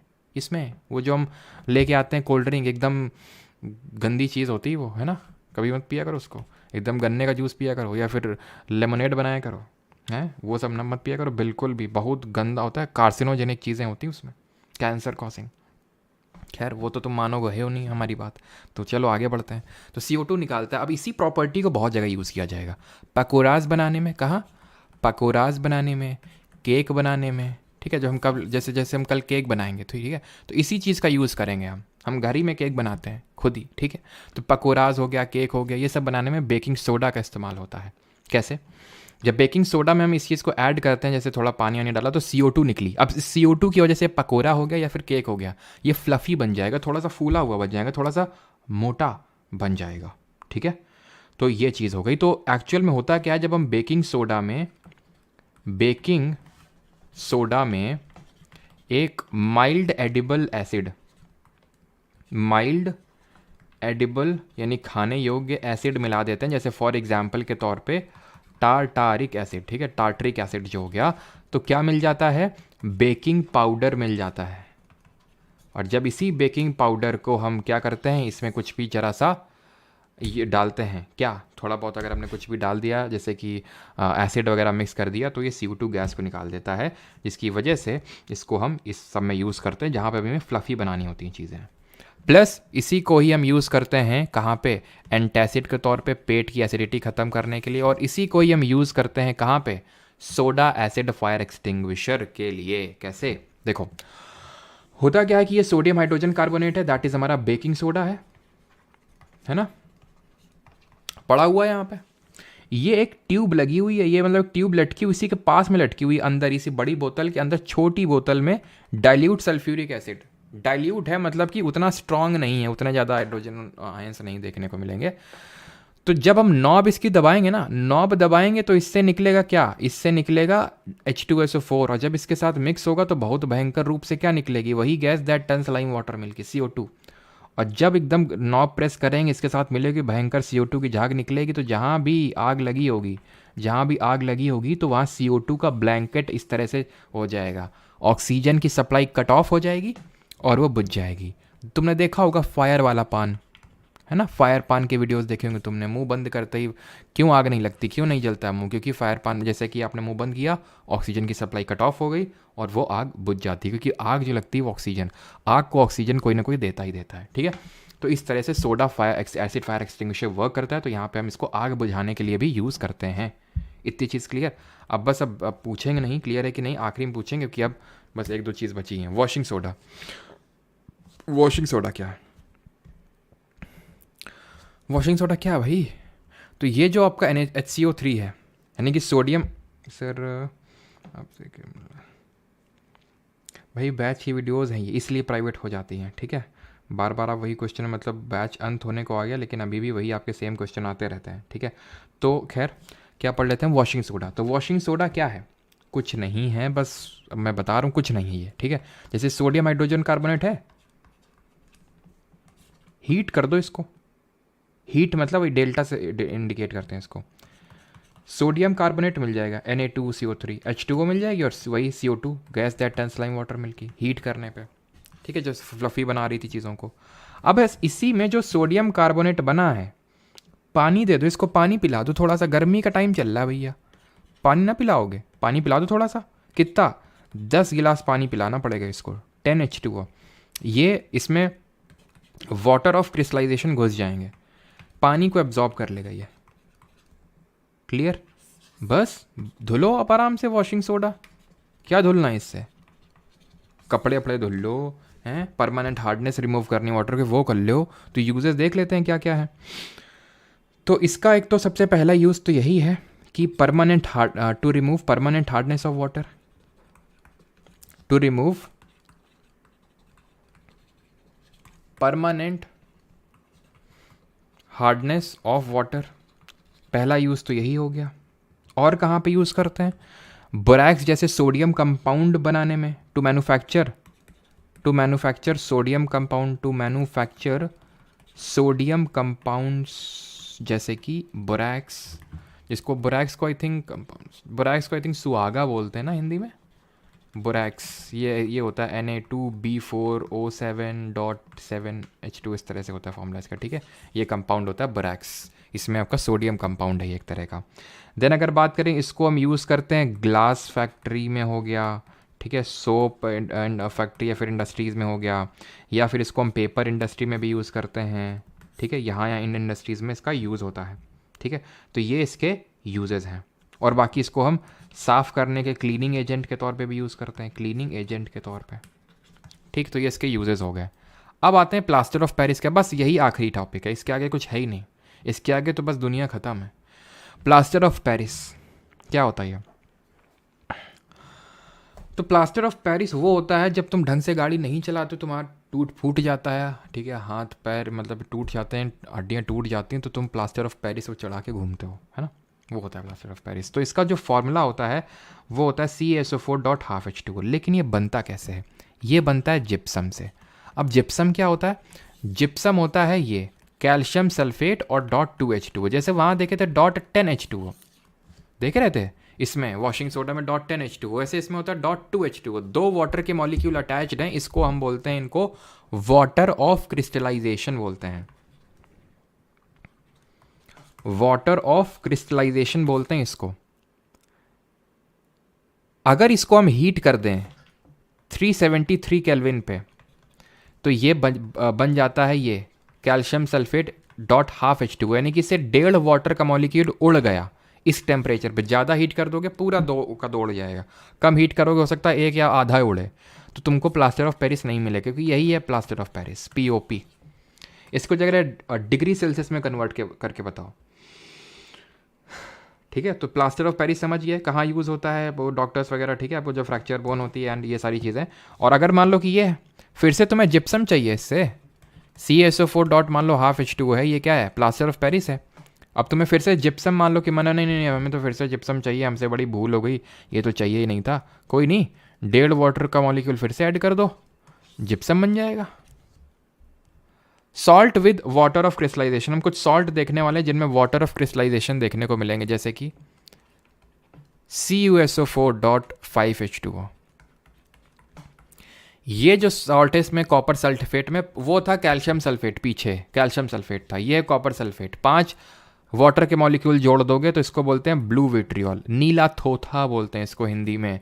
अब पता है ये जो 5 वाटर के मॉलिक्यूल अटैच्ड हैं यही इसको ब्लू कलर दे रहे हैं। अगर तुम इसको हीट कर दो और 5 वाटर के मॉलिक्यूल निकाल लो, कलरलेस हो जाएंगे भाई साहब ये CaSO4। Same goes with ZnSO4 also, इनमें 7 वाटर के मॉलिक्यूल अटैच्ड है, ये वाइट विट्रियोल होते हैं, नीला थोथा होते हैं। ऐसे ही FeSO4 होते हैं, आयरन सल्फेट डॉट 7H2O, ये आपके होते हैं ग्रीन विट्रियोल।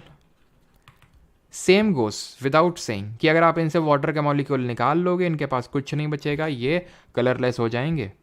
ये क्या हो जाएंगे, कलरलेस हो जाएंगे। तो ये जो वाटर ऑफ क्रिस्टलाइजेशन है यही इनको कलर प्रोवाइड कर रहे हैं।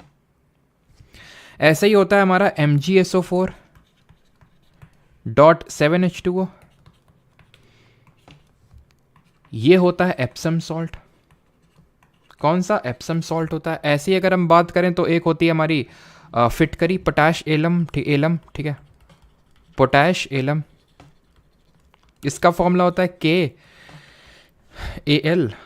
KAlSO4 का होल ट्वाइस डॉट 12 H2O के मॉलिक्यूल होते हैं। किसमें कितने H2O के वाटर मॉलिक्यूल होता है, डायरेक्टली इसी से क्वेश्चन बन सकता है।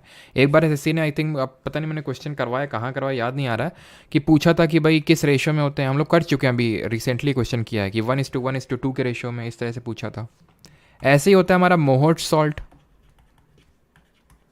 क्या होता है, मोहोट सॉल्ट होता है, ये क्या होता है, NH4 का whole twice FeSO4 dot 6H2O। तो ये सारे होते हैं हमारे, ठीक है। और अच्छा ये बताओ कौन सा सॉल्ट होता है जिसको हम एज अ प्रिजर्वेटिव यूज़ करते हैं जैम्स वगैरह में, जैम्स जली की बॉटल में, टोमेटो सॉस में, तो आप कभी देखना लिखा होगा सोडियम बेंजोएट, इसको हम यूज़ करते हैं एज अ प्रिजर्वेटिव। अब करेंगे क्वेश्चन, किसी का कोई डाउट हो तो यहाँ पे आप पूछ सकता है, ठीक है, क्योंकि मैंने बीच में डाउट लिया नहीं था आपका, तो अगर किसी का हो तो पूछ सकता है।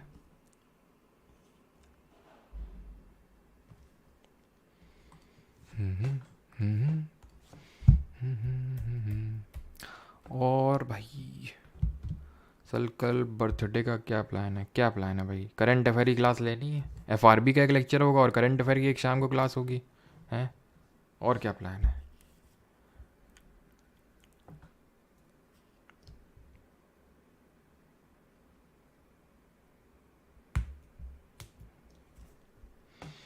हिंदी मीडियम PDF सारी मिल जाएंगे निश, है ना, रुक जाओ अभी, मतलब बनने में बहुत टाइम लगता है यार वो, ठीक है, आप समझा करो थोड़ा सा, मैं कोशिश तो अपने साइड से पूरी कर ही रहा हूँ। SSC JEE के लिए चलेगा क्या FRB, विशाल यार कैसी बात, तुमने एकदम दिल पे मतलब दर्द दे दिया मैं, मतलब यार कुछ खुद ही सोचो, अभी कल ही लेक्चर डाला था मैंने, बताया भी था साफ साफ। ऐसा तो है नहीं SSC JEE का कुछ अलग होता है, ऐसा तो है नहीं कि SSC JEE का कुछ मतलब अलग तरीके से अलग कोई GK आता है आपका, ठीक है, थोड़ा तो सोचा करिए, मैंने आपको बार बार बोला था। अनोड पॉजिटिव नहीं होता, anode is the negative electrode, cathode is the positive electrode. अच्छा अच्छा समझ गया है, पॉजिटिव, पॉजिटिव पार्ट होता है इलेक्ट्रोलाइट का, it is the positive part of the electrolyte but it is the negative electrode, ये चीज़ ध्यान रखना है आपको। चलो भाई ये क्वेश्चन CGL उसका है, परमार एकेडमी के क्लास वेबसाइट पे देख सकते हैं क्या, लैपटॉप पे बिल्कुल www.parmaracademy.in, सर बर्थडे गिफ्ट में हमें केमिस्ट्री की पीडीएफ फ्री में दे दो, मन लालची हो रहा है। चलो कोई नहीं, कोड दे देंगे, इस वीडियो के लास्ट में कोड दे देंगे, ठीक है। बैच में एनरोल करने के लिए कोड दे देंगे, बर्थडे गिफ्ट यही हो सकता है। ठीक है, कल देंगे कोड, नहीं तो फिर है ना, कल देंगे कोड। भाई समझो यार, समझो मैं क्या बोल रहा हूँ। Anode is the negative electrode but anode is the positive part of electrode. मैं ज़्यादा डीप में जाना नहीं चाहता हूँ, ठीक है। जहाँ पे ऑक्सीडेशन होता है आपका, ठीक है। कैथोड नेगेटिव पार्ट होता है सेल का, ठीक है, बिल्कुल होता है, बट पॉजिटिव इलेक्ट्रोड होता है वो, ठीक है। चलिए अभी आते हैं कार्बोनिक एसिड। तो यहाँ पे कार्बोनिक एसिड कहाँ होगा? कार्बोनिक, भाई कार्बोनिक ड्रिंक्स में होगा, जो कार्बोनिक ड्रिंक्स होती हैं। ब्यूटायरिक एसिड, रैंसिड बटर, तो यानी ए का 3, सी का 2, ख़त्म, जितना हमें पता है उसी से ख़त्म। यानी का लॉरिक एसिड, लॉरिक एसिड कहाँ पे? बी का 4, कोकोनट मिल्क में है। और यूरिसिक एसिड जो है वो मस्टर्ड ऑयल में है, ठीक है। अगला है question 2, which potassium salt is mineral supplement use to treat और prevent low levels of potassium in blood.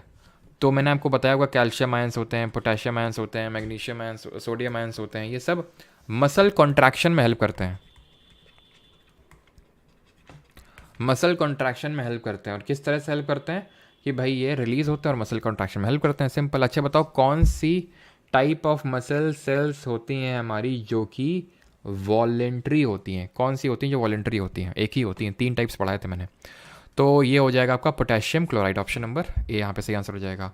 The reaction between an acid and a base is known as, एक एसिड और base के बीच की जो रिएक्शन होती है उसको हम किस नाम से जानते हैं? सॉरी आई थिंक इसमें पोटेशियम आयोडाइड होगा, ठीक है, पोटेशियम आयोडाइड। क्या होती है वो रिएक्शन एसिड और बेस के बीच में जो होती है उसको हम बोलते हैं न्यूट्रलाइजेशन, जहाँ पे एक एसिड एक बेस को न्यूट्रलाइज कर देता है, उदासीकरण अभिक्रिया उसको बोलते हैं हम लोग, ठीक है। और इसमें क्या मिलता है एसिड और बेस की रिएक्शन में? सॉल्ट एंड वाटर, बिल्कुल स्केलेटल होती हैं, स्केलेटल होती हैं, स्केलेटल, स्केलेटल होती हैं, स्केलेटल मसल जो वॉलेंट्री होती हैं। बाकी जो स्मूथ मसल्स होती हैं और कार्डियक होती हैं वो क्या होती हैं आपकी? वो अनवॉलेंट्री होती हैं। और कौन सी ब्रांच्ड होती हैं? Which cell destroys the bacteria that enters the stomach, कौन सा एसिड होता है जो बैक्टीरिया को डिस्ट्रॉय कर देता है? तो ये होता है हमारा म्यूरियाटिक एसिड, है ना, HCl। तो क्या पूछा था? ब्रांच्ड होती हैं cardiac muscle cells. Which acid is predominantly present in टमाटर, टमाटर में कौन सा होता है? टोमेटो, ओ। एसिटिक एसिड किस में होता है? विनेगर में होता है, 5 to 8% of acetic acid in vinegar में होता है। टार्टरिक, टी से टार्टरिक, टी से टैमरिंड, ग्रेप्स अंगूरों में होता है। कार्बोनिक एसिड किस में होता है? सोडा जो हमारा होता है, यानी कि कार्बोनेटेड जो ड्रिंक्स होती है। Which among the following is a covalent compound, covalent compound कौन सा है? तो भाई कोवेलेंट कंपाउंड वही होगा जिसमें कोवेलेंट बॉन्ड होगा। मैंने बताया था कि आयोनिक कंपाउंड क्या होते हैं? जो आयोनिक बॉन्ड जहाँ पे बनता है। आयोनिक बॉन्ड कब बनता है? ट्रांसफर ऑफ इलेक्ट्रॉन से बनता है। ट्रांसफर इलेक्ट्रॉन होता है कब होता है? जब एक को चाहिए और एक के पास एक्स्ट्रा और एक के पास कमी हो, तो आयनिक बॉन्ड बन जाता है। और ऐसे जो हमारे होते हैं उनको आयनिक कंपाउंड बोलते हैं या फिर इलेक्ट्रोवेलेंट कंपाउंड बोलते हैं। और बहुत स्ट्रांग उसमें बनता है, बहुत strong high melting and boiling point होता है। कोवेलेंट जो बॉन्ड बनता है वो शेयरिंग ऑफ इलेक्ट्रॉन की वजह से बनता है और वो कंपाउंड कोवेलेंट कंपाउंड कहलाते हैं। वो हो जाएगा आपका HCl। भाई H के पास भी एक है, Cl के पास भी एक है, दोनों को एक चाहिए, इसको अपनी के शेल कंप्लीट करने के लिए और इनको भी अपनी ऑक्टेट कंप्लीट करने के लिए, तो दोनों शेयर कर लेते हैं। Which the following is use as antacid to neutralise stomach activity. Antacid को किसको हम एंटासिड के तौर पे यूज़ करते हैं? तो एंटासिड को हम बेकिंग पाउडर को भी, बेकिंग सोडा को यूज़ करते हैं, लास्ट देखे थे, यूज़ बताए थे। और मैग्नीशियम हाइड्रोक्साइड, इसी को ही तो हम बोलते हैं मिल्क ऑफ मैग्नीशिया, मैग्नीशिया का दूध।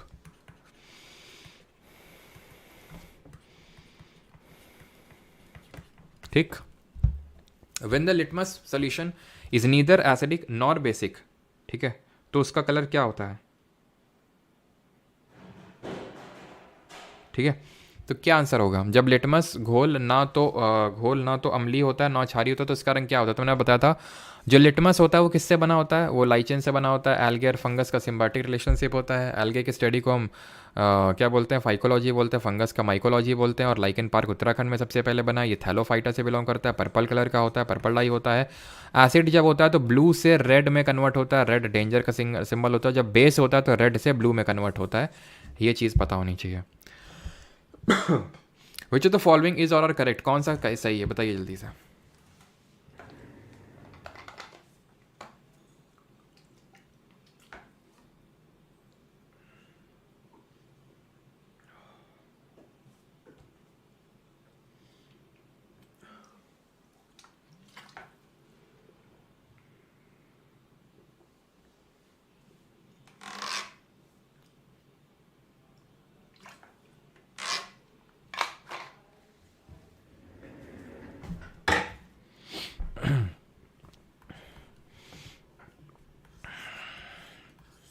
स्ट्रॉन्ग एसिड है, वीक बेस है, pH value, strong acid strong है ना, तो फिर उस केस में अगर एसिड स्ट्रॉन्ग है तो सॉल्ट का पीएच वैल्यू 7 से कम होगा, यानी एसिडिक होगा, सही है।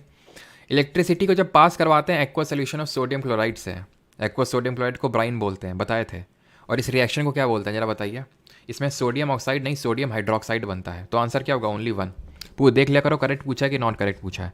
देखे थे ना जहाँ पे NaCl का या फिर ब्राइन का इलेक्ट्रोलिसिस करवाए थे तो सोडियम हाइड्रोक्साइड बना था, क्लोरीन बनी थी एनोड पे, हाइड्रोजन बनी थी कैथोड पे बनी थी, और सोडियम हाइड्रोक्साइड कैथोड के पास बना था।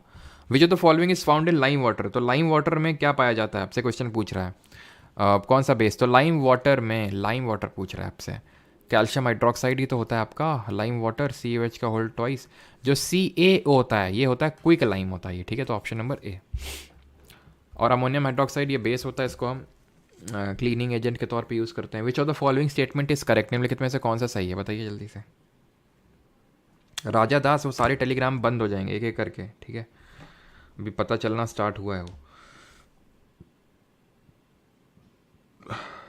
सर RPF के बैच लेके आओ, विनती है आपसे सर, RPF के लिए बैच लेके आओ, विनती है सर आपसे, RPF के लिए बैच लेके आओ, विनती है सर आपसे, RPF के लिए बैच लेके आओ, विनती है सर। इतनी बार लिखोगे हैं, इतनी बार विनती करोगे। देखते हैं यार, टाइम मिलता है, टाइम की थोड़ी सी किल्लत है ना, मेन दिक्कत उस बात की। तो living organism can survive a wide range of pH, बिल्कुल हाँ। जब पीएच रेन वाटर का 8.2 से कम हो जाए तो एसिड रेन बोलते हैं। अच्छा कितना होता है ये, 5.6। बॉडी हमारी 7 से 7.8 पे काम करती है। टूथ डिके स्टार्ट हो जाता है माउथ से लोअर दैन 1 पॉइंट, ऑब्वियस बात है 5.5 में से 5.6 से अगर कम है, 5.6 से हमने पढ़ा था 5.5 से कम है। अच्छा करेक्ट पूछा है ना, अच्छा अच्छा अच्छा करेक्ट पूछा, तो ऑप्शन नंबर सी होगा ना। वाइड रेंज नहीं होता, नैरो रेंज होता है। 8.2 नहीं अभी बताया, 5.5 होता है। ये कितना पढ़ाए थे, 5.6 से अगर कम हो गया इतने में तो तुम्हारा टूथ क्या, तुम्हारा जल जाओगे तुम, तुम्हारा मुंह जल जाएगा इतने में, तो फिर 1.5 हो गया। तो which of the following substances as a pH value of 14, 14 का मतलब है बहुत ही ज़्यादा basic, highly basic. Blood slightly basic, slightly alkaline है, ये होता बहुत बेसिक। इसका पीएच वैल्यू कितना था, 10 था, ठीक ठाक था। लेमन जूस 2 पॉइंट के समथिंग होता है, 2.6, लेकिन जो हमारा 2.2 मान लो, लेकिन जो हमारा गैस्ट्रिक जूस होता है उसका तो और ही कम होता है, लेमन जूस से 1.2 होता है। पीएच कितना होता है, ले अभी देखा, ये एंटासिड होता है, मिल्क दूध किसका, ठीक है। नेचुरल एसिड बेस इंडिकेटर कौन है, natural acid base indicator, natural ये भी है, नेचुरल ये भी है, नेचुरल सी हो जाएगा, ठीक है। टर्मरिक पढ़े थे, लौंग पढ़े थे, जो क्लोव बोलते हैं वो ऑल्फैक्टरी इंडिकेटर था, प्याज ऑल्फैक्टरी इंडिकेटर था, वनीला था, मिथाइल ऑरेंज वगैरह हो गए हमारे, फेनोप्थिलीन, ये भी इंडिकेटर्स हैं, ठीक है। नेचुरल इंडिकेटर की बात करें, कैबेज लीव हो गई, हाइड्रेंजिया की पेटल्स हो गई, पेट्यूनिया की हो गई, जेरेनियम की हो गई, ठीक है। How does hydrochloric acid help in facilitating the action of pepsin, pepsin क्या कर लोगे यार ये सब, ठीक है, बायो के क्वेश्चन है, बताओ जल्दी से। पेप्सिन क्या करता है, पेप्सिन भाई प्रोटीन को अमीनो एसिड में तोड़ता है कि नहीं तोड़ता है, कब तोड़ पाता है, ट्रिप्सिन भी यही काम करता है, लेकिन ट्रिप्सिन को चाहिए मीडियम बेसिक। ये मीडियम बेसिक कौन देता है ट्रिप्सिन को, बताओ। पेप्सिन को तो हाइड्रोक्लोरिक एसिड देता है, तो hydrochloric acid creates an acidic medium which facilitate the action of enzyme pepsin, simple. और ट्रिप्सिन बेसिक मीडियम में काम करता है, जो इसको देता है बाइल जूस, जो कहाँ पे स्टोर रहता है, गॉल ब्लैडर में, पित्त की थैली में। कौन फेंक के मारता है, लिवर फेंक के मारता है, कहाँ फेंक के मारता है, स्मॉल इंटेस्टाइन फेंक के मारता है ना। विच of the following is not correct match, ये इसमें से सही मैच कौन सा नहीं। और बाइल जूस का एक और काम क्या होता है वो भी बताइए कमेंट में जल्दी से। बाइल जूस का एक और काम होता है, नॉट द करेक्ट मैच, सही मैच कौन सा नहीं है। टमाटर में टोमैटो ओ ऑक्जेलिक एसिड, ठीक है, तो ये गलत है। फॉर्मिक एसिड जो मेथनोइक एसिड है वो कहाँ पे देखने को मिलता है, ये मेथनोइक एसिड या फिर फॉर्मिक एसिड देखने को मिलता है स्टिंग ऑफ बी में। और एक और सोर्स बताया था हमने, जल्दी से बताओ। ऑरेंज में सिट्रिक एसिड होता है, ग्रेप्स में टार्टरिक एसिड होता है, टार्टरिक और किस में होता है, टैमरिंड में, रैंसिड बटर ब्यूटारिक एसिड, और फॉर्मिक एसिड किस में देखने को मिलता है, बिच्छू बूटी, nettle leaves.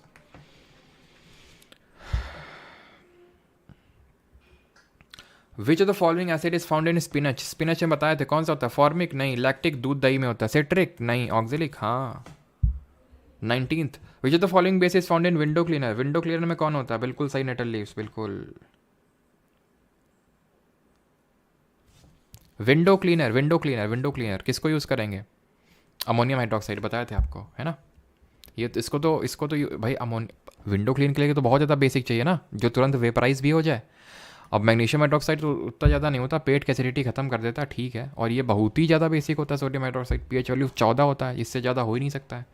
Which of the following pairs of natural source acid is not correctly match, खुद से यार कर लोगे, बार बार वही क्वेश्चन आ रहा है। हाँ ये बताओ, एक्वा रेजिया किन मतलब ये तो लिखा हुआ है कि HCl और HNO3 का मिक्सचर होता है, किस रेशियो में होता है, HCl और HNO3 का, HCl और HNO3 किस रेशियो में होता है, 3:1 बता चुके हैं कि ये जो एक्वा रेजिया है, ठीक है, ये घुल जाता है किस मतलब इसमें रिएक्ट कर जाते हैं, जो हमारे गोल्ड प्लैटिनम सिल्वर वगैरह हैं इसमें रिएक्ट कर जाते हैं, ये वो सोल्यूशन है। और इसका मैंने लिटरल मीनिंग बताया था इसका, बिल्कुल जो इमल्सिफिकेशन ऑफ फैट करता है, जो बाइल जूस होता है इमल्सिफिकेशन करता है, और इस इमल्सिफाइड फैट को देन फैटी एसिड में कौन तोड़ता है बताओ। टूथ डिके किस पीएच वैल्यू से स्टार्ट होता है, कितना पीएच वैल्यू अगर कम हो गया तो 5.5 से कम, एसिडिक रेन भी ऑलमोस्ट यही होता है आपका, ठीक है, एसिड रेन। और इमल्सिफाइड फैट को तोड़ता है कौन, पैनक्रियाटिक जूस में प्रेजेंट लाइपेस, है ना, वो फैट को फैटी एसिड में, म्यूरियाटिक एसिड कर लोगे। What happens to an acid और base if mixed in water, तो बताओ जल्दी से, अगर मिक्स करते हैं एसिड बेस को वाटर में तो क्या होगा, रॉयल वाटर, बिल्कुल सही, मतलब तेजू तो हो तुम लोग, ये तो मानना पड़ेगा।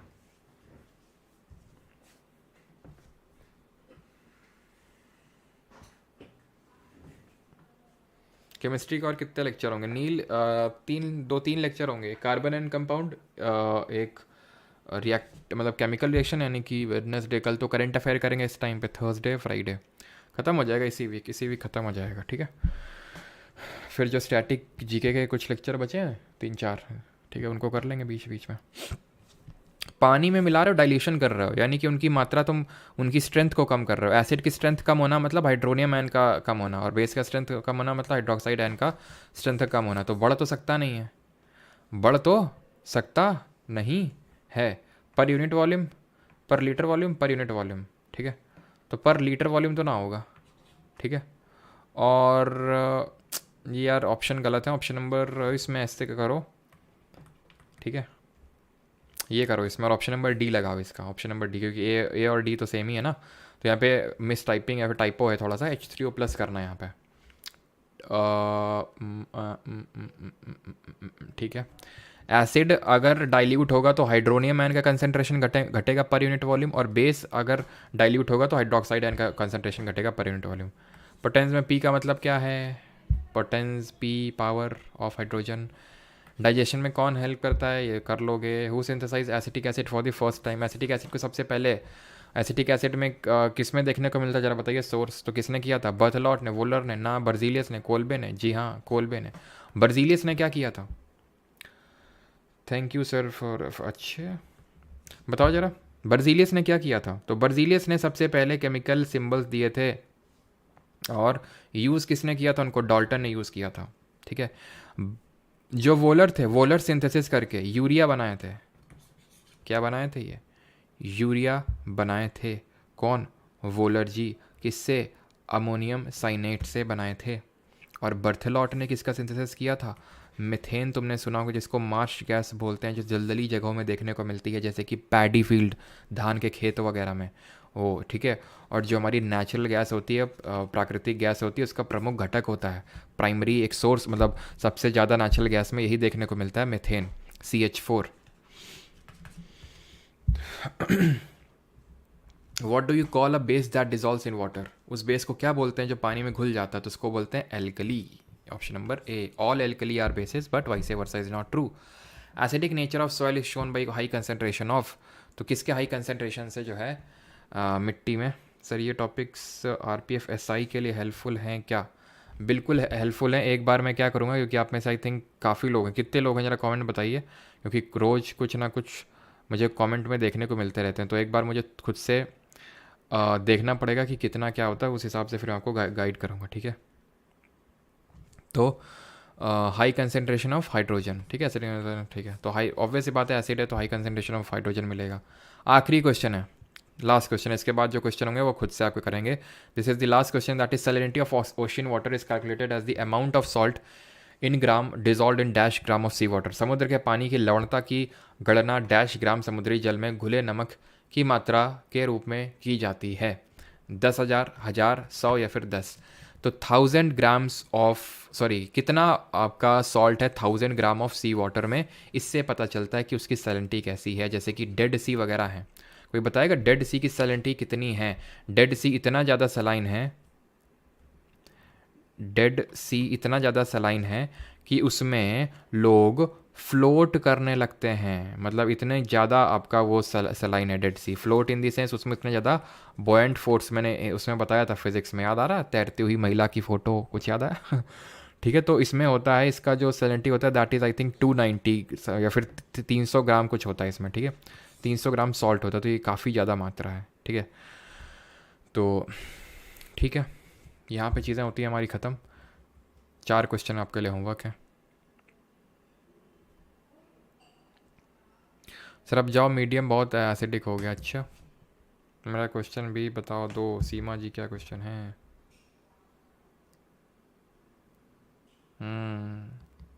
याद आ गया। चलो भाई, थैंक यू सभी को, है ना। और थैंक यू बर्थडे के विशेष के लिए। किसी ने दी नहीं है तो क्या हुआ, मैं ले लूँगा अपने आप से। ठीक है, धन्यवाद। इतने सभी लोग, लाखों की लोग में आप लोग जो हैं बर्थडे के विशेष दे रहे हैं। कितने लोग हैं? 2 लाख लोग हैं। अच्छा, थैंक यू। अभी जाऊँगा ना, अभी जाऊँगा, फैंस खड़े होंगे, ठीक है, बालकनी से अभी हाथ हिला के आता हूँ, ठीक है। अभी न्यूज़ में चलेगा, देखना बेटा अभी, है ना। देखा होगा ना तुमने, वो शाहरुख खान, सलमान खान, अभी खड़े होंगे लोग। कल बताऊँगा तुम्हें कितने लोग थे, फ़ोटो वगैरह क्लिक करके दिखाऊँगा तुम्हें, ठीक है। बहुत लोग खड़े हैं अभी, तुम लोग को ऐसे हल्के में लग रहा है। कूपन कल बताएंगे, ठीक है, कूपन कल बताएंगे।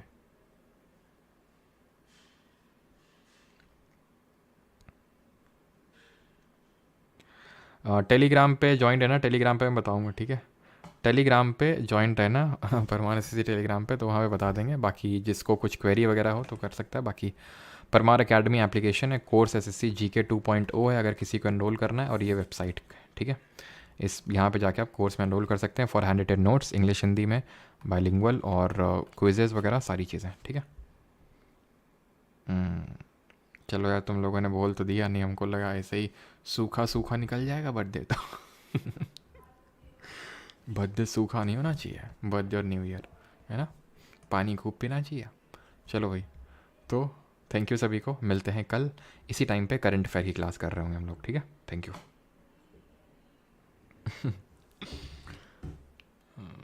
हाँ, वो हार्पिक वाला बिना हाल चाल पूछे उछे सीधे टॉयलेट में घुसता है।